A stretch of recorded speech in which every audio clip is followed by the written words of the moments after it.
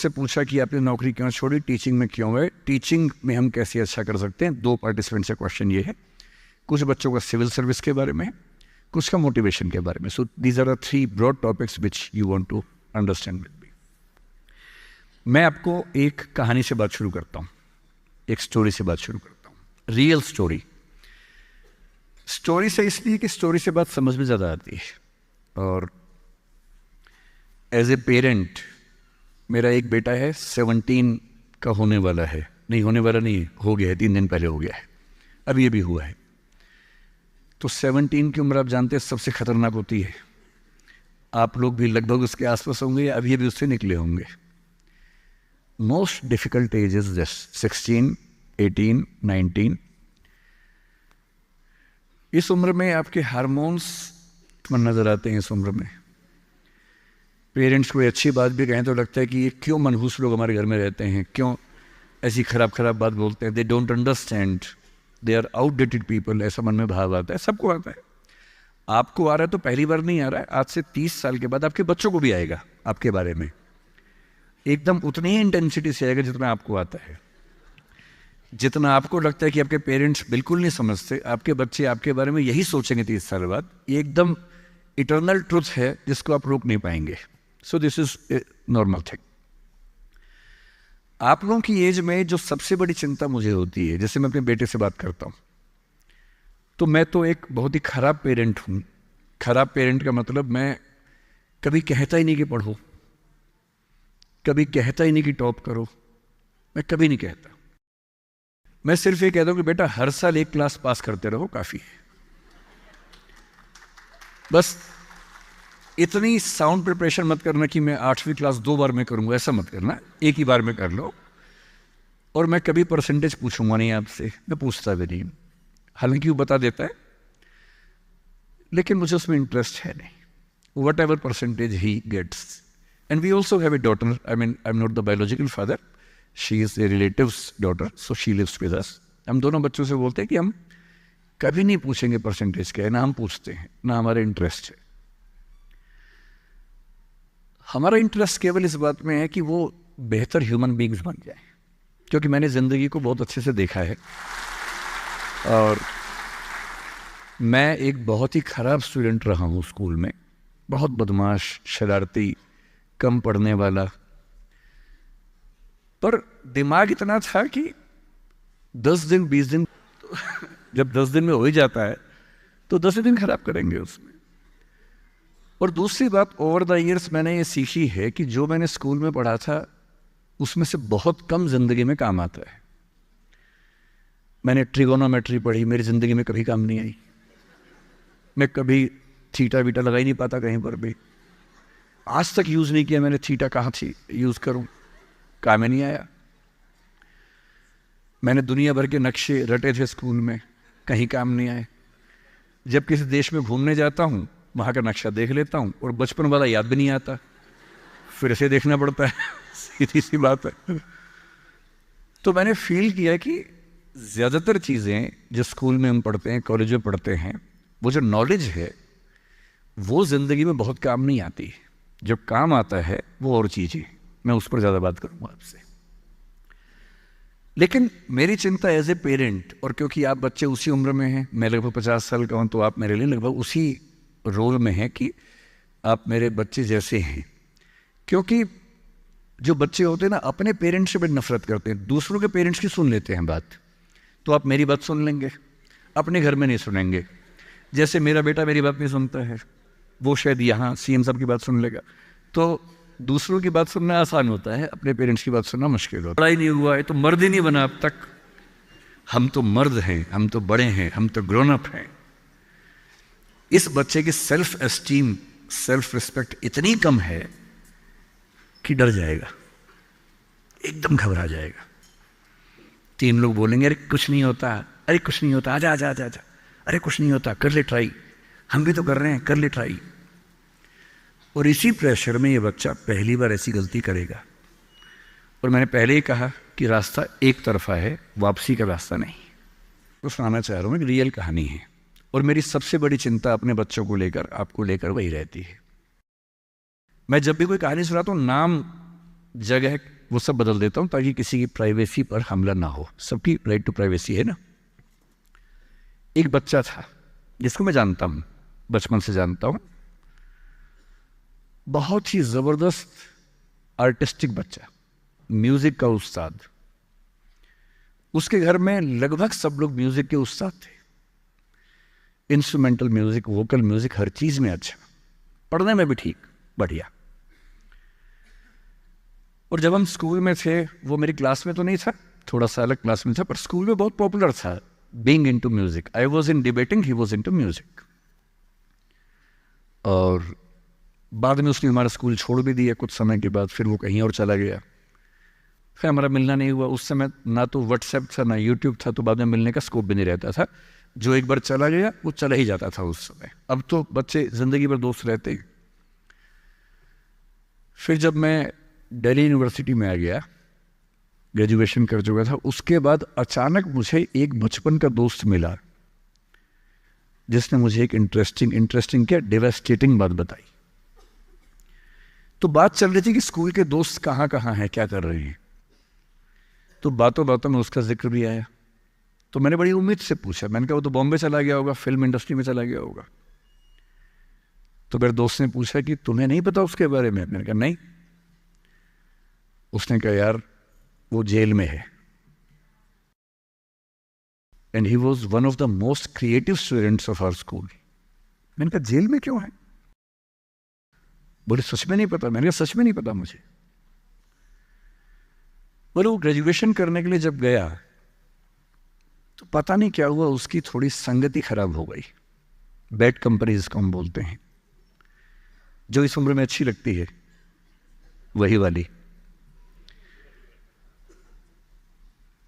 तो college life में थोड़ी बहुत बैड कंपनी सबकी होती ही है, हल्की फुल्की होती है, एक सामान्य बात है। अच्छा, बच्चा बच्चा ना रहे ये भी तो अच्छी बात नहीं है ना। थोड़ा बचपन तो जीना भी चाहिए, थोड़ा शरारतें करनी भी चाहिए। पर किसी किसी का दुर्भाग्य होता है कि ज्यादा हो जाता है, उसके साथ ऐसा हुआ। उस सब प्रोसेस में उसको ड्रग्स की आदत लग गई। और ड्रग्स की आदत, ड्रग्स एक ऐसी चीज है, एडिक्शन ऐसी चीज है कि उसमें वन वे रास्ता होता है, टू वे नहीं होता है। आप जा सकते हैं, वापस नहीं आ सकते। मतलब 1000 लोग जाएंगे तो उनमें से एक आध वापस आएगा, वो भी इतने मुश्किलों से जो ऑलमोस्ट इम्पॉसिबल है। I have seen many such cases. Social welfare department से मेरे कई दोस्त ऑफिसर्स हैं, तो मैं उनसे जब पूछता हूँ, बताते हैं मैंने ऐसे लोगों को देखा है 10-10 साल से स्ट्रगल कर रहे हैं एडिक्शन से बाहर आने की, नहीं आ पा रहे, खत्म हो गए हैं। उस बच्चे को ड्रग्स की आदत पड़ गई कॉलेज में जाके, पेरेंट्स को पता ही नहीं था। तो जब पेरेंट्स को भनक लगी तो उसको दबाव बनाया कि तुम घर आ जाओ। अब वो जिस कंपनी में था, दोस्तों वाली कंपनी में, वहाँ अब ड्रग्स बहुत महंगे होते थे, पैसे घर से बहुत कम आते थे, जितने पैसे एक मिडिल क्लास फैमिली दे सकती है। अब वो घर से ज़्यादा पैसे मांगने लगा, पैसे मिलते नहीं थे। उसको अपने ही घर के लोगों पर गुस्सा आने लगा। तो एक बार वो अपने घर आया हुआ था छुट्टियों में, और वहाँ भी वो कुछ कुछ करता रहता था। उसके पेरेंट्स ने उसको बहुत समझाया कि बेटा ऐसा मत करो। और एक दिन इस बात पे झगड़ा बढ़ गया।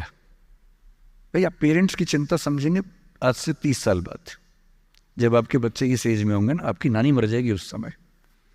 नानी मरना एक मुहावरा है, इसका मतलब बहुत चिंता में रहेंगे उस समय आप। और उस दिन पता नहीं क्या हुआ, एक झगड़ा हुआ, क्योंकि जो एडिक्शन के शिकार हैं उनका दिमाग उनके कंट्रोल में नहीं होता है। यहाँ तक कि जो ड्रिंक करते हैं, ड्रिंक एक लेवल से ज़्यादा कर लें तो दिमाग कंट्रोल से बाहर निकलने लगता है। ड्रग्स में तो ये एलिमेंट बहुत ज़्यादा होता है। और आधी रात को उसने क्या किया, उसने अपनी फैमिली के 5 लोगों का मर्डर कर दिया। मर्डर। उसने खाने में जहर मिलाया, लगभग सब लोग उससे मर गए। एक मेंबर नहीं मरा क्योंकि उसने खाना खाया नहीं उस दिन, तो उसको उसने अलग से मारा। और ये बात है जब उसकी उम्र लगभग 17-18 साल की थी या 19 के आसपास रहा होगा। उसके बाद वो जेल गया। मुझे उसके बाद से पता ही नहीं कि क्या हुआ, फांसी हुई या उम्र कैद हुई या क्या हुआ, ना तो मुझे पता है ना मैं इंटरेस्टेड हूँ जानने में। मैं उसका नाम हम सब जानता हूँ एंड एक दो क्लास स्कूल में ऐसी थी कि वो हम आसपास थे, जानते थे, पहचानते थे एक दूसरे को। मेरी सबसे बड़ी चिंता ये होती है बच्चों को लेकर कि किसी भी गलती से वो ड्रग्स में ना चले जाएं। आप सबसे रिक्वेस्ट कर रहा हूँ हाथ जोड़ के, कुछ भी कर लेना, ये मत करना। बदमाशी करो, शरारत करो, थोड़ा इश्क विश्क होगा करो, कोई दिक्कत नहीं। किसी को चीट मत करना, ड्रग्स में मत जाना, क्योंकि इन रास्तों पर जाने के बाद वापसी का रास्ता नहीं है, पूरी जिंदगी खत्म हो जाती है। एक शायर ने कहा है, बस एक कदम गलत उठाता राह शौक में, राह शौक का मतलब शौक के रास्ते पर चल पड़े थे। बस एक कदम गलत उठाता राह शौक में, मंजिल तमाम उम्र मुझे ढूंढती रही। मेरी मंजिल जिंदगी भर मुझे ढूंढती रही, कहाँ चला गया? सिर्फ एक गलती हुई थी और उस एक गलती ने कहीं का नहीं छोड़ा। आपको लग रहा होगा कि ये तो पापा जैसा है, प्रीच कर रहा है हमें, पापा डोंट प्रीच वाला भाव मन में आ रहा होगा आप लोगों के, पर मेरा काम ही है, मैं क्या करूं। मुझे जितनी चिंता अपने बच्चे की उतनी आपकी चिंता है, तो मैं तो बोलूँगा। आप मानेंगे नहीं मानेंगे आपकी मर्जी है, लेकिन ईश्वर ना करे कुछ गलती हुई तो बाद में आप इस बात को याद ज़रूर करेंगे कि किसी ने समझाया था हाथ जोड़कर और हम उसके बाद भी नहीं समझे थे। कुछ भी करना, उस रास्ते पर मत जाना। और इस रास्ते पर लोग क्यों जाते हैं? इसकी जो साइकोलॉजी में सबसे बड़ा रीजन है, उसको पीयर ग्रुप प्रेशर कहते हैं। पीयर ग्रुप का मतलब है आपके दोस्तों का ग्रुप, गैंग, जिसको गैंग कहते हैं। जो डेवलपमेंटल साइकोलॉजी है, जो साइकोलॉजी स्टडी करती है कि बच्चे जैसे जैसे बड़े होते हैं उनकी साइकोलॉजी कैसे चेंज होती है, इसको बोलते हैं डेवलपमेंटल साइकोलॉजी। उसमें माना गया कि ये जो एज है, टीन एज, ये गैंग एज है। गैंग एज का मतलब 3-4 दोस्तों का ग्रुप होता है, वो गैंग की तरह से ऑपरेट करता है।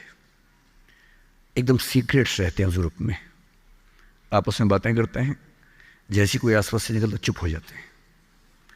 उनको लगता है कि उनके पास कुछ सीक्रेट इन्फॉर्मेशन दुनिया की ऐसी है जो मोसाद और रॉ और इन्हीं सब के पास होती है, किसी के पास नहीं होती। जबकि वो जो बात कर रहे होते हैं उनके पेरेंट्स वो बात 30 साल पहले कर चुके हैं। वो ऐसी कोई बात नहीं कर रहे जो उनके पेरेंट्स को नहीं पता, वो सब बातें करके ही बड़े हुए हैं। पेरेंट्स भी तो बने ही है ना भाई, ऐसा थोड़ा ना, उन्होंने तो जिंदगी देखी है। पर उनको लगता है कि वो कुछ खास ऐसा जानते हैं। एक दूसरे पर ऐसा भरोसा, पेरेंट्स पर ऐसा अविश्वास, ऐसा उनको खारिज करने की टेंडेंसी, नॉर्मल बात है, कोई खास बात नहीं है, इस उम्र में सामान्य बात है। पर डेवलपमेंटल साइकोलॉजी जब हम पढ़ते हैं तो उसमें कहते हैं कि जो बच्चा होता है 1-2 साल तक का, उस पर सबसे ज़्यादा असर उसकी माँ का होता है, क्योंकि माँ उसके लिए पूरा संसार है। उस बच्चे की 2 ही ज़रूरतें हैं कि जब वो गीला हो तो वो पहुँच दे, जब भूख लगे कुछ खाना खिला दे। शुरू के 6 महीने इन दोनों ज़रूरतों को जनरली उसकी माँ ही पूरा करती है। तो उसको धीरे धीरे लगता है कि जो माँ है ना, यही मेरा सब कुछ है, और माँ की हर बात को फॉलो करता है वो। 6 महीने के बाद थोड़ा सा बाहर का खाना, घर के बाकी मेंबर्स का असर पड़ने लगता है। 2 साल के बाद जब बच्चा पहली बार स्कूल जाता है, 2 या 3 साल के बाद, तो आप देखेंगे प्राइमरी स्कूल में टीचर्स आमतौर पे महिलाएं होती हैं, विमेन होती हैं, मेल्स नहीं होते हैं। उसके 2 रीज़न है। एक तो मेल्स में इतनी पेशेंस होती नहीं आमतौर पे। अपना ही बच्चा हो तो 2 मिनट के लिए चिकोटी काटना, प्यार करना ठीक है, 2 मिनट के बाद नहीं झेल पाते वो। और बच्चा अगर रोने लगे, उनके चश्मा उतार के मारे, थप्पड़ मार दे, मूंछ खींच ले, इरिटेट हो जाते हैं। 5 मिनट के बाद तो बच्चा पिटता ही पिटता है अपने बाप के हाथों। इसलिए बच्चे भी बाप के पास कम जाना पसंद करते हैं। जाते हैं 1-2 मिनट के लिए, फिर भाग आते हैं वहाँ से। इनको पता है कि ये जो ब्रेक इवन होने वाला है, टाइम आ गया है, अब इस टाइम पर निकल जाना चाहिए। मदर्स में बायोलॉजिकली भी और कल्चरली सोशली भी ये वैल्यू ज़्यादा डेवलप हो जाती है कि वो झेल लेती हैं उस बच्चे की परेशानियों को। बच्चे बहुत परेशान करते हैं। अगर आप मुझसे पूछें इस दुनिया में सबसे मुश्किल काम क्या है, सबसे मुश्किल है बच्चे को पालना। इससे मुश्किल कोई काम नहीं है। छठी का दूध याद दिला देते हैं बच्चे। बच्चे को पालने से मुश्किल दुनिया का कोई काम नहीं है, और वो काम जनरली हमारे घरों में मदर्स करती है जिनका इतिहास में नाम नहीं लिखा जाता, जबकि सबसे महत्वपूर्ण काम घर के अंदर वो कर रही हैं। इस बात की बहुत वैल्यू है। कई जगह पेरेंट्स मतलब फादर्स भी कर रहे हैं कुछ हद तक, लेकिन जनरली दुनिया में ज़्यादा ये काम अभी तक महिलाओं के हाथ में ज़्यादा है। जब बच्चा स्कूल जाता है तो स्कूल जाने के बाद आप देखें जो लेडी टीचर होती है, जिसको बच्चा प्यार से मैम कहता है, मैम, ऐसे बच्चे के लिए मैम दूसरा भगवान होता है मम्मी के बाद। कुछ समय के बाद भगवान नंबर 1 मैम हो जाती है, भगवान नंबर 2 मम्मी हो जाती है। और अगर मैम ने कुछ कहा है और मम्मी कह रही गलत है, तो बच्चा घूर के देखता है कि तुम बताओगी मुझे, वो भगवान है वो तो मेरी। तो बच्चे को मैम पे भगवान जैसा भरोसा होता है। फिर जब वो बड़ा होने लगता है 10, 11, 12, 13 साल का, 13 किए जाते आते बच्चों में जो बायोलॉजिकल चेंजेस होने शुरू होते हैं, बड़े परेशान होते हैं, पशुपेश में होते हैं कि ये क्या हमारे साथ हो रहा है, हमारी ज़िंदगी चेंज हो रही है अचानक, उनको ऐसा लगने लगता है। उस उम्र के जो हार्मोन्स हैं वो उनको पेरेंट से दूर करते हैं, क्योंकि उनको जिस तरह की आज़ादी चाहिए, पेरेंट जानते हैं कि ये उम्र सही नहीं है, तो पेरेंट्स रोकते हैं, समझाते हैं, फ़ोन का यूज़ कम करो, इंटरनेट कम करो, तुम्हारा दोस्त ठीक नहीं है, तुम्हारी कंपनी ठीक नहीं है, अच्छे दोस्त रखो, ये करो, वो सब करते हैं। उनकी मजबूरी है, उनको पता है कि ये उम्र फिसलने वाली है। और बच्चों को लगता है कि मैं जहाँ जहाँ आज़ादी चाहता हूँ यही 2 लोग मेरे दुश्मन हैं, पता नहीं ये डिज़र्व नहीं करते मुझे, they don't deserve a child like me. फिर वो पेरेंट्स से झूठ बोलना, छिपाना, हर बच्चा उस उम्र में झूठ बोलना शुरू कर देता है। कुछ बहुत प्यारे मासूम बच्चों को छोड़ दूं मैं 1-2%, बाकी सब थोड़ा बहुत झूठ तो बोल लेते हैं।